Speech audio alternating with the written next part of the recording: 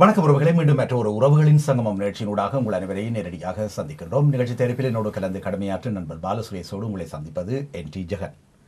இன்று ஒரு கல்வி சார்ந்த புலத்தில் இருக்கும் நமது தமிழ் பிள்ளைகளுக்காக உருவாக்கப்பட்ட ஒரு முக்கியமான நிறுவனம் தொடர்பாக நாம் உரையாடுவதற்கு மீண்டும் ஒரு முறை கூடியிருக்கிறோம். ஏற்கனவே இது தொடர்பாக நாம் உங்கள் மத்தியிலே உரையாடியிருந்தோம். இதன் தோற்றத்துக்கு காரணமாக இருந்த எங்களுடைய சிவசோதி வரதராஜா அவர்கள் இதில் இணைந்து கொண்டு தன்னுடைய எண்ண கருத்துக்களை வெளிப்படுத்தியிருந்தார். நான் குறிப்பிடுவது இன்று 15 ஆண்டுகளுக்கு முன்னால் புலத்திலே மிக முக்கியமான எண்ணங்களையும் கருவூலங்களையும் கருத்திலே கொண்டு இது உருவாக்கப்பட வேண்டும், புதிய நவீன முறையில் பாடத்திட்டங்கள் அமைக்கப்பட வேண்டும் என்ற கருவின் அடிப்படையிலே ஐடெக் நிறுவனம் தொடங்கப்பட்டது.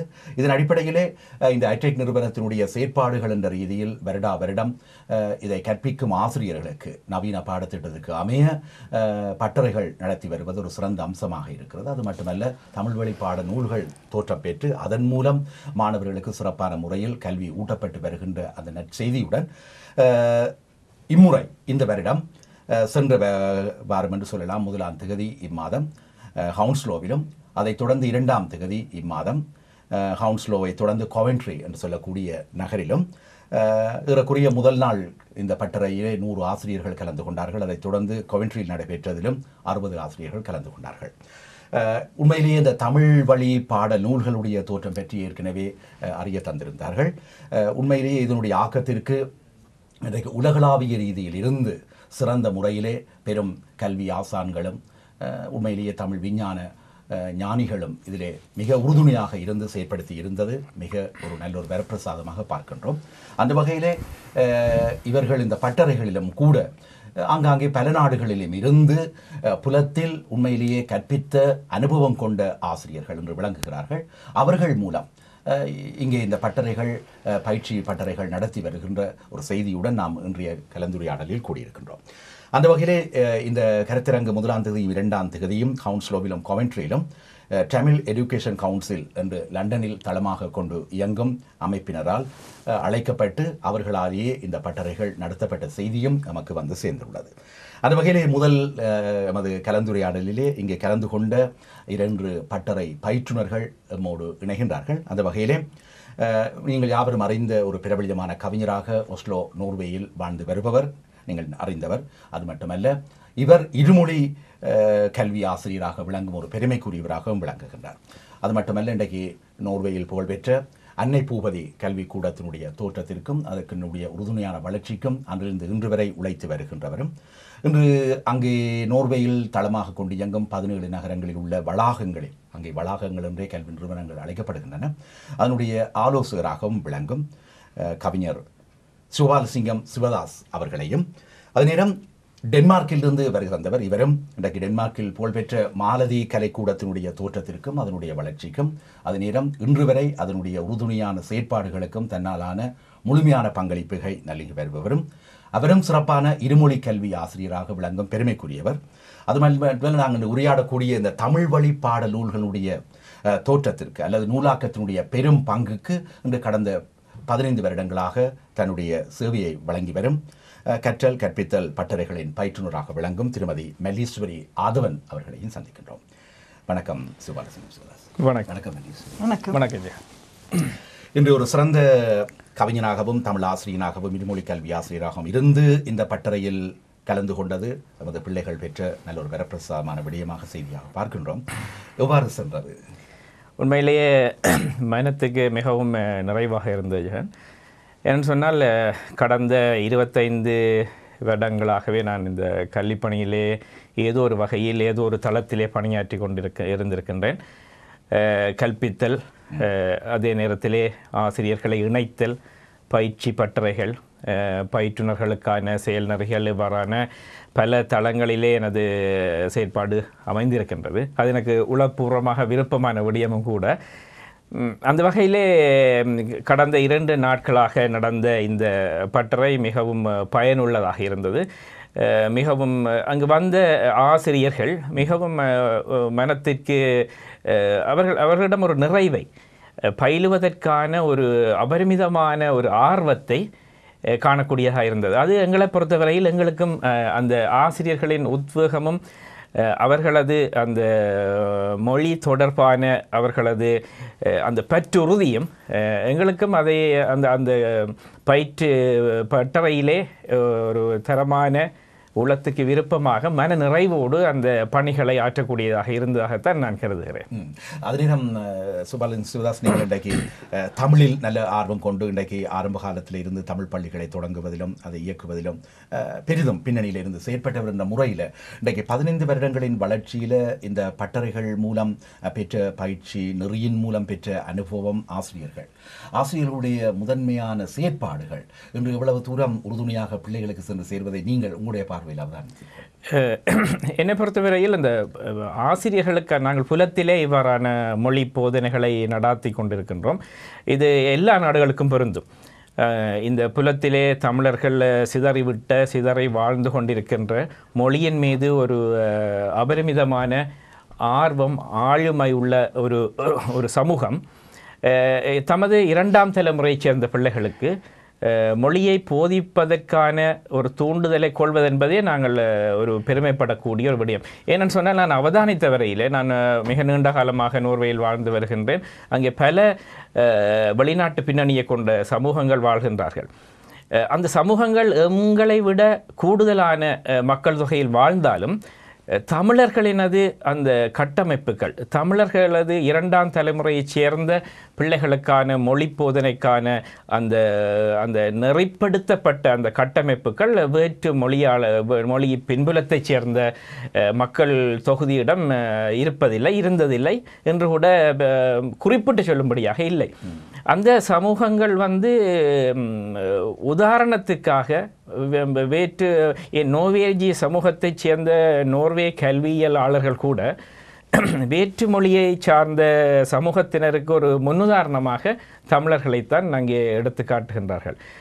அந்த வகையிலே இந்த பயில்நெறி அல்லது ஆசிரியர்களின் ஆளுமை அல்லது ஆர்வம் என்பது கடந்த பல வருடங்களாக ஒரு படிமுறையான வளர்ச்சி நிலையை தான் கண்டிருப்பதாக நான் அவதானிக்கின்றேன். ஏனென்று சொன்னால், எங்களிடம் அல்லது ஆரம்பத்திலே இவ்வாறான பயிற்சி நெறிகளுக்கு வந்த பல ஆசிரியர்கள் இன்று அவர்கள் ஒரு பயிற்றுனர்களாக மாறி அடுத்த தங்களை தொடர்ந்து வருகின்ற ஆசிரியர்களுக்கான ஒரு பயில்நெறிகளை நடாத்தி கொண்டிருக்கின்றார்கள். அது மிகவும் ஏனென்று சொன்னால், அந்த நாங்கள் எடுத்துக்கொண்ட நோக்கத்திலே நோக்கம் சார்ந்து எங்களுக்கு ஒரு நிறைவை தருகின்றது. அந்த நோக்கத்திலே நாங்கள் வெற்றி அடைந்திருக்கின்றோம் அல்லது அடுத்த அந்த அஞ்சலோட்ட தடியை அடுத்த இன்னொரு வருடம் நாங்கள் மன நிறைவோடு கையளித்திருக்கின்றோம் என்ற ஒரு திருப்தி நமக்கு ஏற்படுகின்றது. நல்லது. சிவபாலசிங்கம் சிவதாஸ் அவர்களை தொடர்ந்து நாம் டென்மார்க்கிலிருந்து இதனுடைய பயிற்றுனராகவும் இந்த நூலாக்கத்தினுடைய பெரும் பங்கு செயற்பாட்டுக்கு தன்னை அர்ப்பணித்தவர் என்ற ரீதியிலே திருமதி மல்லி ஸ்ரீவாதன், உங்களோட பார்வையில் இந்த பட்டறையினுடைய இந்த 2 நாட்களும் மிகவும் மனதுக்கு மிக மகிழ்ச்சியான 2 நாட்களாக எனக்கு கழிந்தன. ஏனென்று சொன்னால், இந்த ஆசிரியர்கள் மிகவும் ஆர்வமாகவும் மிகவும் அந்த உற்சாகமாகவும் அவர்கள் தந்த உற்சாகத்தால், நாங்கள் பயணக்கலைப்பில் இருந்தாலும் அவர்கள் தந்த உற்சாகத்தால் எங்களுக்கு அந்த ஒரு உற்சாகம் மருந்து தந்த மாதிரி அவர்கள் மிகவும் ஆர்வமுடனும் தேடல்கள் நிறைய இருந்தது. அவைகள்கிட்ட நிறைய தேடல்கள் இருந்தது. அதனால எங்களுக்கு நல்ல சிறப்பாக இந்த பட்டறைகளை நடத்தக்கூடிய முறையில் இருந்தது. அந்த சூழல், அந்த அவர்களோட தேவையும் அவர்களோட அந்த ஆர்வமும் தான் எங்களை கூட இந்த பட்டறையை சிறப்பாக நடத்துவதற்கு வழிகாட்டியாக இருந்தது. அப்போ அதில் இப்போ நான் செய்தது வாசித்தல் எழுதுதல் பகுதி தான் நான் செய்தேன். நான் அதில் இப்போ வாசித்தல் பகுதி எடுத்த நீங்கள் என்று சொன்னால், முதலாவது நான் சொல்ல வேணும், இந்த தமிழ் வழி நூல்கள் இந்த 4 வகையான திறன்களுக்குமாக திறம்பட செய்யப்பட்ட நூல்கள். நான் தொடக்க காலத்திலிருந்து இந்த நூலாக்கத்தில் இருந்த ஒரு ஆளாக இதை நான் வலியுறுத்தி சொல்லுகிறேன். என்னடா இந்த இப்போ பார்த்த நீங்கள் என்ன வாசித்தல் பகுதி எடுத்த நீங்கள் என்று சொன்னால், மழலையர் நிலை தமிழ் வழி மழலையர் நிலை பாட நூலை எடுத்த நீங்கள் என்று சொன்னால், அந்த மழலையர் நிலை பாட நூலில் ஒரு கேட்டல் பகுதிக்கான ஒரு பகுதியும் சிடியும், மற்றது படம் பார்த்து பேசுறதுக்கான ஒரு படமும் பாட்டுகளும் இருந்தது. சிறுவர்களுக்காக அந்த 4 வயது குழந்தைகளுக்கான பாடநூலாக அதாவது இது பாடநூல் என்று சொல்றதை விட உதவி நூலாக இந்த நூல் அமைக்கப்பட்டிருந்தது. இதை விட எப்படி நாங்கள் அந்த 2 மணித்தியாலங்கள் இந்த பிள்ளைகளை சிறார்களை எப்படி நாங்கள் கைக்குள்ள வச்சுக்கொள்ளலாம் என்ற ஒரு தெளிவை ஏற்படுத்த வேண்டிய தேவை உண்டு எனக்கு இருந்தது. என்னடா அங்கால சிறுவர் நிலைக்கு போகும் பொழுது பிள்ளைகள் வந்து கற்றலுக்கு போகுது. கற்றலுக்கு போக இந்த சிறார்கள் குழந்தைகள் மழலையர் நிலையில் இருக்கிற 4 வயது குழந்தைகள் கற்றலுக்கான ஒரு ஆயத்த நிலையில் அங்கால போனால்தான் அவர்கள் வந்து அந்த இருந்து அடுத்தது எழுத்துக்கு வருது. பிள்ளை சிறுவர் நிலைக்கு வரைக்கும் எழுத்துக்கு வருது. அப்போ இருந்து கேட்கக்கூடியதாக இருந்து எழுதக்கூடிய வகையில் தங்களை கற்றலுக்கான ஒரு ஆயத்தமான ஒரு நிலைக்கு கொண்டு போகக்கூடியதாக இந்த தமிழ்வழி நூல் மழலையர் நிலை நூல் வந்து சிறப்பாக அமைக்கப்பட்டுள்ளது. அதற்கு மேலதிகமாக இவர்கள் எப்படி வகுப்புகளை நடத்தலாம் என்றதை பட்டறையில் நேற்று சொல்லக்கூடியதாக இருந்தது. அவர்கள் நிறைய கேள்விகள் கேட்டார்கள். அது மிகவும் உற்சாகமாக இருந்தது இந்த ஆசிரியர்கள். அடுத்தது சிறுவர் நிலைக்கு போனீங்கள் என்று சொன்னால் சிறுவர் நிலையில் தமிழ்வழி சிறுவர் நிலை நூல்ல வாசித்தல் என்ற பகுதிக்கு பதிலாக பார்த்து கூறல் என்ற ஒரு பகுதியை நாங்கள் போட்டிருக்கிறோம். நான் நினைக்கிறேன் அந்த ஒரு நவீன முறை கல்வி முறை இது. இங்கு வந்து இப்ப நான் டென்மார்க்ல சிறு வகுப்புகளில் வந்து ஆசிரியராக உதவி ஆசிரியராக கடமையாற்றிருக்கிறேன். அந்த முறையில் அவர்கள் எப்படி மொழியை கற்பிக்கிறார்களோ அதை இந்த இதுல பார்க்கக்கூடியதாக எனக்கு இருந்தது. என்னென்று சொன்னா படத்தை படமாகவும் சொல்லை படமாகவும் பார்க்கணும். பிள்ளை பார்த்தால் தான் அந்த ரெண்டுமே சேர்ந்து பிள்ளைக்கு அந்த வாசிக்கக்கூடிய ஒரு திறனுக்கான ஒரு அத்திவாரம் இடப்படுகிறது சிறுவர் நிலையில. அதுக்காக திறமான ஒரு தமிழ்வழி நூல் வந்து மிக சிறப்பாக அமைக்கப்பட்டுள்ளது. அது வந்து இப்ப தனிப்படத்துக்கு இப்ப கண் மூக்கு வாயன்னு சொல்லி இதுல கிட்டத்தட்ட ஒரு பாடத்து 24 அலகு இருக்கு. 24 அலகுல ஒரு அலகுல கிட்டத்தட்ட 8 சொற்கள் அமைந்திருக்கு. இந்த 8 சொற்கள்ல 24 அலகுக்கு முன்னா அவ்வளவு சொற்களும் பிள்ளை நாங்கள் முறையின் படிப்பிச்சால் அந்த அவ்வளவு சொற்களும் பிள்ளை தெரிஞ்சே வளர்நிலை ஒன்றுக்கு போகும். ஆனா எங்களுக்கு என்ன தேவை என்று சொல்லி சொன்னா பிள்ளைகளுக்கு வந்து பிள்ளைகளோட வளம் சொல் வளம் கூடத்தான் நாங்கள் பெரிய வகுப்புகளுக்கு போகும் பொழுது அவர்கள் எழுதக்கூடிய சக்தியும் கூட கற்பனை தாங்கள் மனதில் தோன்ற கருத்துக்களை வெளியிடுற சக்தியும் அந்த பிள்ளைகளுக்கு ஏற்படும். அப்ப அதுக்கான ஒரு அத்திவாரமாக இந்த நூல்ல அந்த பார்த்து கூறல் என்ற பகுதி இருக்கு. இப்படியே போக வளர்நிலை ஒன்றுக்கு போகுது பிள்ளை. வளர்நிலை ஒன்றுக்கு போக அதுல வந்து வாசித்தல் உண்மையாக வருது. பிறகு மிச்ச எழுத்துக்களின் பிள்ளை எல்லாம் அறிந்து வாசித்தல் பகுதிக்கு உண்மையாக வருது. இதுல வந்து வாசித்தல் பகுதியில இந்த சொல்லுருவாக்கம் என்றது ஒன்று வருது. இப்ப சகா அக்கா என்றது வந்து எழுத்துருவாக்கம். எப்படியே இந்த எங்கள் தமிழ் எழுத்துக்கள் உருவாகின்றன என்ற ஒரு பகுதி வந்து வளர்நிலை ஒன்றுல வருது. அப்ப வளர்நிலை ஒன்றுக்கு வந்த உடனே பிள்ளை என்ன செய்யுதுன்னு சொன்னா மிச்ச 247 மிச்ச எழுத்துக்கள் முழுக்களை அறிஞ்சு படிச்சு பிறகு அழகு 13 இருந்து பிள்ளை என்ன செய்யுதுன்னு சொல்லி சொன்னா வாசித்தலுக்கு யானை என்ற ஒரு பாடம் வருது. அந்த யானை என்ற பாடத்தை வாசிக்க போகுது. இவ்வளவு எழுத்தும் தெரிஞ்ச பிள்ளை யானை என்ற பாடத்தை வாசிக்க போறோம். ஆனா இப்ப திறம்பட நாங்கள் எவ்வளவு செய்தாலும் பிள்ளை எங்களுக்கு வாரத்துக்கு ஒரு நாள் பள்ளிக்கூடம் நடக்குது. அப்ப அப்படி பெரும்பாலான இடங்கள் அப்படிதான் நடக்குது. அப்ப அப்படி செய்யக்க பிள்ளை வாசிச்சு அந்த எழுத்துக்கள் எல்லாம் தெரிஞ்சு பிள்ளை அந்த அழகுக்கு வருமோன்றதுல ஒரு சந்தேகம் இருக்கு. பிறகு அங்கால அப்ப வாசிக்க தொடங்கிய உடனே வாசித்தல் என்ன மாதிரின்றது அங்கதான் புள்ள உணருது என்ன மாதிரி வாசிக்கணும். அப்ப ஆசிரியர்களுக்கு என்ன தேவை இருக்கு?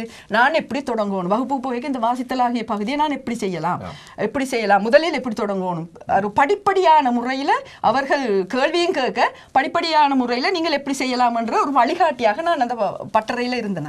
எனக்கு அது மிக திருப்தியாக இருந்தது. இப்படியே 2ஆம் ஆண்டு 3ஆம் ஆண்டு வளர்நிலை 2 வளர்நிலை 3க்கெல்லாம் போய் பார்த்த நீங்கள் சொன்னா இப்ப 2ஆம் ஆண்டு 3ஆம் ஆண்டு வளர்நிலை 2 3 4 பார்த்த நீங்கள் என்று சொல்லி சொன்னா இதுல வந்து வெவ்வேறு வகையாக இந்த புத்தகத்தின் வடிவங்கள் அமைஞ்சிருக்குது. அதாவது இந்த புத்தகத்தின் பாடங்கள் அலகுகள் அமைஞ்சிருக்கு. ஒன்றுல பார்த்தீங்கன்னு சொன்னா பனுவலா இருக்கும். பனுவல்னா கட்டுரை வடிவத்தில் இருக்கும். ஒன்றை பார்த்தீங்கன்னு சொன்னா உரையாடலாக இருக்குது.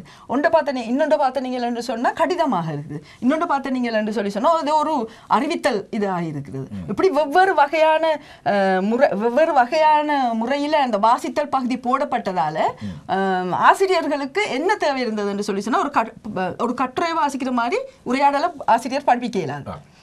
அப்படி படிப்பிக்க இயலாது. அப்போ அப்படி படிப்பிக்காமல் அதை எப்படி வித்தியாசப்படுத்தி படிப்பிக்கலாம், ஒரு கவிதை பாட்டை எப்படி வித்தியாசப்படுத்தி படிப்பிக்கலாம் இதில் என்று சொல்கிற அந்த ஒரு வழிகாட்டலை என்னால் செய்ய வேண்டிய தேவை ஒன்று இருந்தது. செய்தனால் நான் அதை வாசிச்செல்லாம் காட்டி நான் ஒவ்வொரு பகுதியை எப்படி நீங்கள் செய்யணும் என்று சொல்லி. அடுத்தது அதில் வந்து இப்போ கீழே 5 கேள்வி இருக்கும். இப்போ ஒவ்வொரு வாசித்தல் பகுதிக்கு கீழே 5 கேள்வி இருக்கும். அந்த 5 கேள்வியும் இந்த வாசித்தலை புள்ள உள்வாங்கியதா என்று பார்க்கறதுக்கான ஒரு ஆசிரியருக்கான ஒரு உதவி கேள்வியாக தான் அது இருந்தது. அப்போ ஆசிரியர் வந்து வேற கேள்வியும் கேட்கலாம், அதில் வந்து ஆசிரியர் வந்து கேட்கலாம், வேற கேள்வியும் கேட்கலாம். ஆனால் பாடம் சார்ந்து அந்த 5 கேள்விகளையும் கேட்க ஆசிரியர் ஒரு தெளிவடைகிறார். எப்படி என்றால் அந்த பாடம் பிள்ளைக்கு விளங்கி இருக்குன்னு சொல்லி. அதே நேரம் நான் இன்னொரு விஷயத்தையும் ஒரு ஆசிரியர் கேட்டார், ஆர்வமாக கேட்டார். இப்போ ஒன்றுமே சொல்லாமல் வகுப்புல கதைக்காமல் இருக்கிற பிள்ளை என்னென்று நாங்கள் கதைக்க பண்ணுறதுன்னு கேட்டார். அப்போ நான் சொன்னேன் என்னென்னு சொன்னேன். இப்போ இதில் வந்து 2ஆம் ஆண்டில் சங்கிலியன் பாடம் ஒன்று இருக்குது. அந்த சங்கிலியன் பாடத்தில் வந்து சங்கிலியன் ஒரு வீரன் என்று போட்டிருக்கோம். நம்ம என்ன போட்டிருக்கிறோம், நாங்கள் போட்டிருக்கிறோம்னா சங்கிலியன் ஒரு வீரன் வந்து போட்டிருக்கோம். அப்போ அந்த பிள்ளைய பார்த்துட்டு நீங்கள் சங்கிலியன் ஒரு வீரனா என்று கேட்க பிள்ளை தலையை ஆட்டும் கட்டாயம். ஆட்டினா அதில் என்ன விளங்குதுன்னு சொன்னால் அந்த பிள்ளைக்கு அந்த நான் சொன்னது பிள்ளைக்கு விளங்கி இருக்குது, அந்த கருத்தை உள்வாங்கி இருக்குதுன்னு. அவள் அப்படி படிப்படியாக நாங்கள் அந்த பிள்ளைய இதுக்கெல்லாம் கொண்டு வரணும்ன்ற மாதிரி சில வழிகாட்ட ஒரு சின்ன குறிப்புகளை கொடுத்து கொண்டு வந்தனால் அப்படியே அவைகள் அப்படியே செய்து கொண்டு வந்து இந்த முக்கியமாக நான் சொல்ல வேண்டிய இந்த நேர்களுக்கு சொல்ல வேண்டிய ஒரு முக்கியமான இந்த பாடநூல் சம்பந்தமாக சொல்ல வேண்டிய முக்கியமான ஒரு விஷயம் என்னன்னு சொன்னால் இந்த பாடநூலில் முக்கியமான 2 எதிர்பார்ப்புகள் எங்கள்கிட்ட இருக்குது. என்ன எதிர்பார்ப்புகள்னு சொன்னால், ஒன்று வந்து இந்த கல்வி முறை வந்து பண்பாட்டு அடிப்படையாக போகணும், அடுத்தது வந்து பயன்பாட்டு அடிப்படையாக போகணும். பண்பாட்டு அடிப்படையாக போகிறதுன்னு சொன்னால் எங்களோட பிள்ளைகளுக்கு வந்து பண்பாட்டு சொற்கள் நிறைய வேணும், தெரியணும். இப்போ உதாரணத்துக்கு கோலம், மெட்டி, இது மாதிரியான பண்பாட்டு சொற்கள் பிள்ளைகளுக்கு தெரிவிக்க வேண்டி இருக்குது. எங்களுக்கு என்னடா பிள்ளைகளுக்கு தெரியாது, அது உண்மையாக. அடுத்தது வந்து பண்பாட்டு முறைகள், அதாவது பெரியவரை மதித்தல், உரியவரிடம் பொருட்களை கொண்டு போய் சேர்த்தல், அப்படியான சில விருந்தோம்பல் மாதிரியான சில தலைப்புகளுக்குள்ள வாசித்தல் பகுதி அமைக்கப்பட்டதால எங்களுக்கு இந்த ஆசிரியர்களுக்கு கூடுதலாக இந்த தமிழ் வழி பாட நூல்களூடாக பண்பாட்டு விடயங்களை கூட சொல்லக்கூடியதாக இருக்கு. இதை நான் வலியுறுத்தினான் அவைகளுக்கு. இப்படி இது பண்பாட்டு விஷயம். அடுத்தது பயன்பாடுண்டா என்னன்னு கேட்டு அவையில் பயன்பாடு என்று சொன்னா இப்போ மொழியானது பயன்பாடு இல்லாமல் போனதும் செத்துரும் என்ன. அப்போ அந்த மொழியை வந்து பயன்பாடுடையதாக நாங்கள் எந்த நேரமும் ஊக்குவிச்சு கொண்டு இருக்கோம், அதை செய்து கொண்டு. அது யாரோட கடமை? ஆசிரியரோட கடமை. ஆசிரியர் எப்படி எவ்வளவு தூரத்துக்கு மாணவர்கிட்ட போயினமோ அந்த மாணவர்களை அது எவ்வளவு தூரத்துக்கு அதை பயன்படுத்தினமோ அவ்வளவுத்துக்கு பயன்பாட்டு மொழி. ஆனால் தாயகத்துல எல்லாம் பார்த்தால் எங்களுக்கு பிள்ளைகளுக்கு பயன்பாட்டு மொழியாக கற்பிக்க வேண்டிய தேவை இல்லை. ஏன்னு சொன்னா அது சாதாரணமாகவே பிள்ளைகள் தமிழே கதைச்சு தமிழ்லே வளருது. இப்போ இங்கே அப்படி இல்லை, பயன்பாட்டு மொழியாக்க வேண்டிய தேவை ஒன்று எங்களுக்கு இருக்கு. அந்த தேவையை இந்த நூல்களினூடாக நிறையவே செய்யக்கூடியதாக இருக்குது. அதே நேரம் ஆசிரியர்கள் வந்து மிக அதை எப்படி செய்யலாம்ன்ற மாதிரியான கணக்க நிறைய வழிகாட்டல்கள் நான் அதில் செய்தேன். நன்றி திருமதி மல்லேஸ்வரி யாதவன், மிக மாசிறப்பாக சொல்லியிருக்கிறீங்க. அதே நேரம் சுபால சிவதாசம், நீங்கள் கவனித்த அறிவின் அடிப்படையில் இவ்வகையான இந்த பட்டறை எவ்வளவு தூரம் இந்த புலம்பெயர் சூழல்ல இன்றைக்கு நீங்கள் இன்றைக்கு இருமொழி கல்வி ஆசிரியராக இருக்கிறபடியா பல சவால்களை சந்திச்சிருப்பீங்கள், சவால்களை முகம் கொடுக்க வேண்டிய சூழ்நிலை ஏற்பட்டிருக்கும். எப்படி நீங்க பார்க்குறீங்க? இருமொழி கல்வி ஆசிரியராக நான் ஒரு நோர்வேஜிய பாடசாலையிலே பணியாற்றுகின்ற வகையில் அந்த பாடசாலையினுடைய கல்வி திட்டம் இவ்வாறான பிள்ளைகளுக்கான போதனை முறைமை எப்படியாக இருக்கின்றது, அந்த பாடசாலைக்கு வருகின்ற வேற்றுமொழி சிறார்கள் எவ்வாறான கல்வி நிலையில் இருக்கின்றார்கள், அவைகளுக்கான போதனை முறை எவ்வாறு வழங்கப்பட வேண்டும், இந்த திட்டமிட்ட கல்வி முறை அந்த கல்வியையும் நான் 2 வருடங்கள் கற்றேன். அந்த வகையிலே அது எனக்கு அதை நாங்கள் இங்கே பிரதியீடு பண்ணுவதற்கு எனக்கு மிக உறுதியாக இருந்திருக்கின்றது. எங்களுடைய சமூக மத்தியிலே இருக்கின்ற மல்லேஸ்வரி குறிப்பிட்டது போன்று எமது பண்பாட்டு விழுமியங்களை விட்டும் நாங்கள் விலகிவிட முடியாது. அதே நேரத்திலே இந்த சமூக நாங்கள் வாழிட சூழலிலே இருக்கின்ற நல்ல பல விடயங்களை, கல்வி முறைமைகளை எமது கல்வி திட்டத்திற்கு ஏற்றவாறு நாங்கள் பயன்படுத்தி கொள்ள வேண்டும்.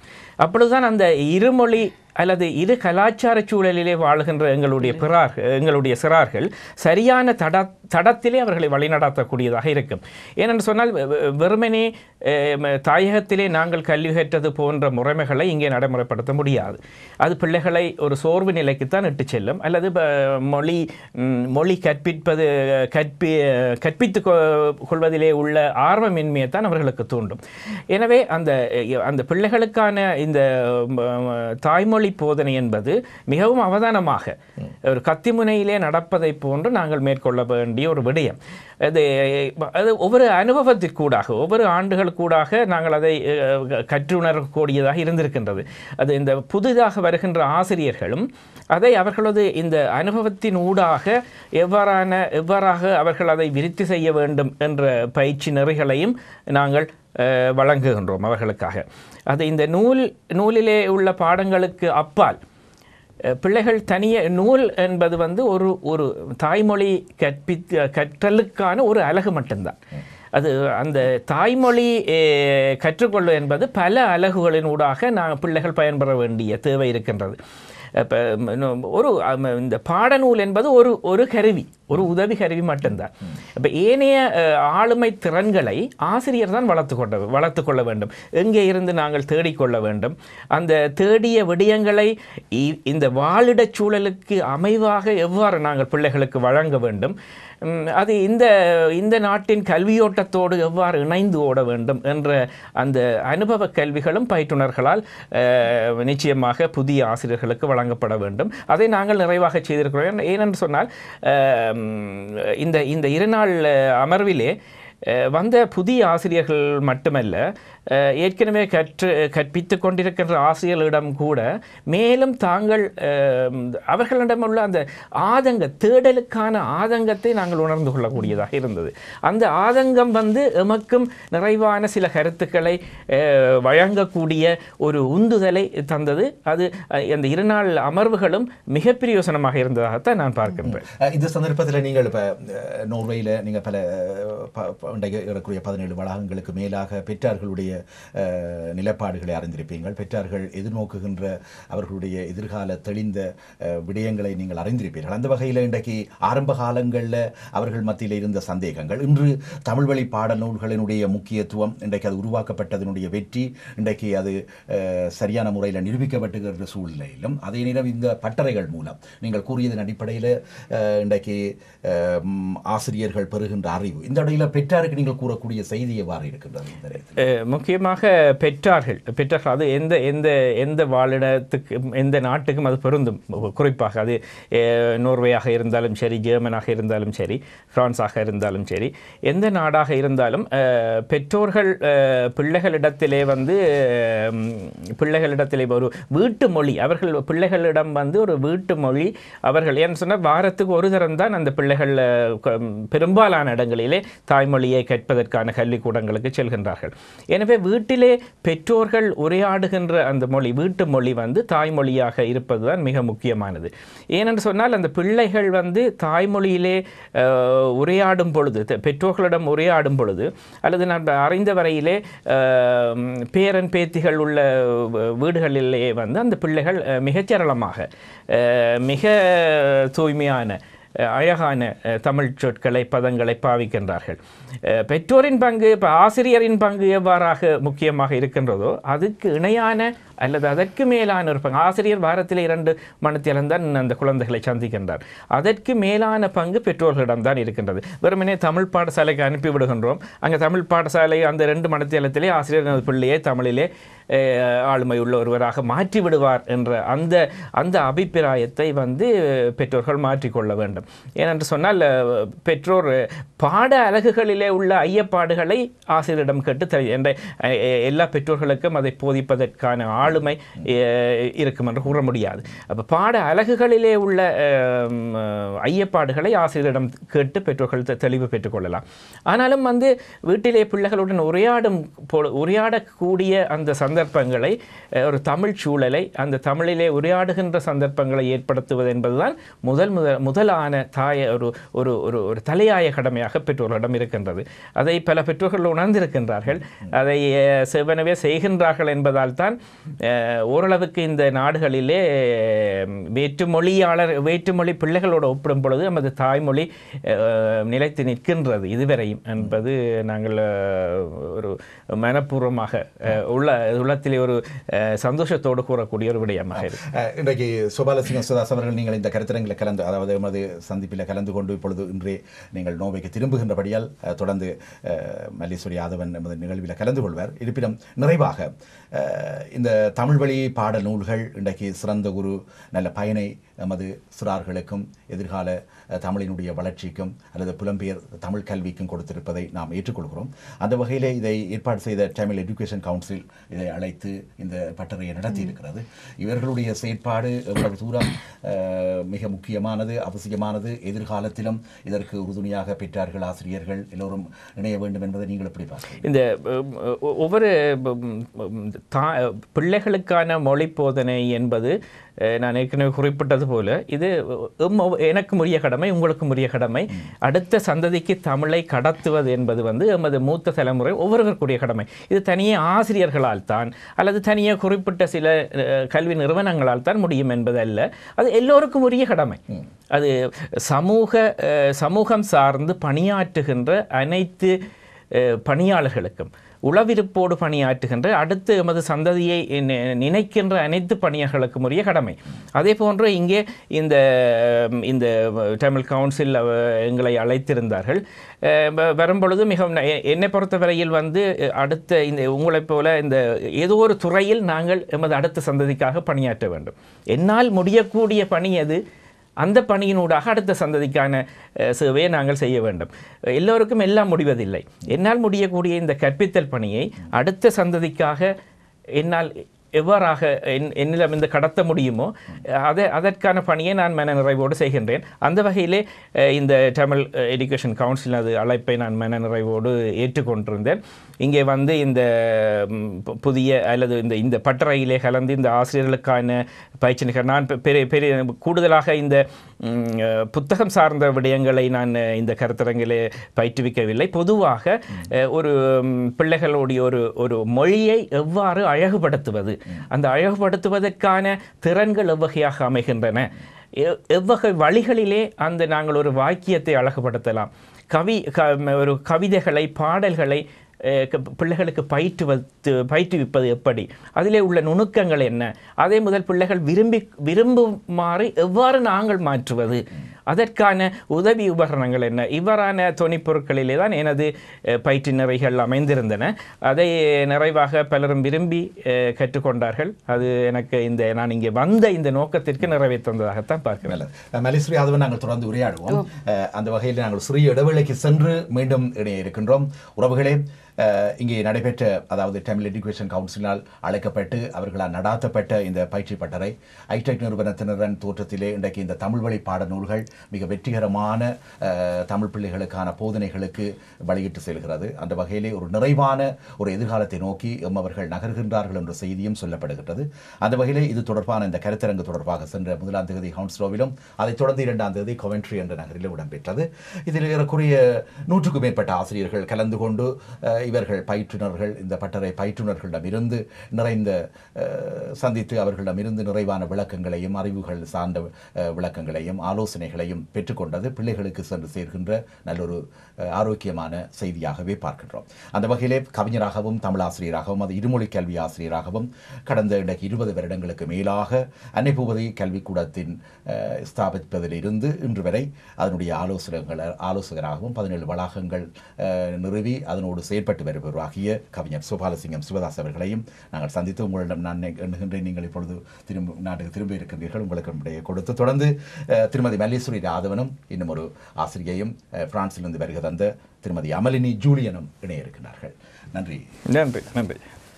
நல்லதுறவுகளை இணைந்திருங்கள். ஒரு சிறிய இடைவெளியை தொடர்ந்து இணைவோம் உறவுகளின் சங்கமம் நிகழ்ச்சியின் ஊடாக.